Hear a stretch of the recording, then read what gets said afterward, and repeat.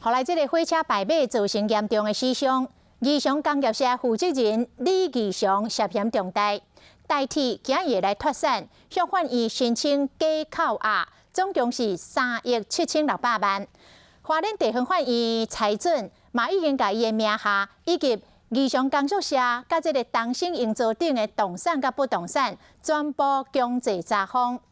事故发生的第一时间，李义雄讲，当天是停工的，伊只是去巡工地。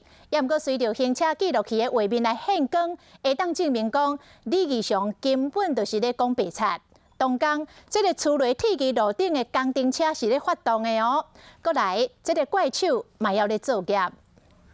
监视器画面公开，嘛，互大家看破李义雄的骹手。本来讲单纯巡工地，毋过迄天会知影，伊煞驶车载真侪囡仔，去市区监视器翕落来，看到李义雄脱产，代替嘛向法院申请3亿7600万的假扣押。花莲地院嘛，甲李义雄工业社当新建造公司的财产，全部强制查封。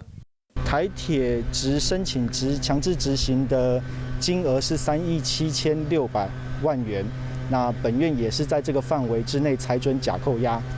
不动产、车、存款，法院拢已经改查封。第一时间人就伫咧现场，毋过李义雄互调查出无报案的记录。头一位通报车祸是一个小姐，这位某先生无打电话互伊救。车窗击破器把窗户都直接打开。李义雄过去捌因为包花莲县政府工程的时阵，该时间相片却以规则文书罪起诉，判刑6个月。公安无改善，搁一摆发生严重事故，听话的判决，嘛一个煞一个来。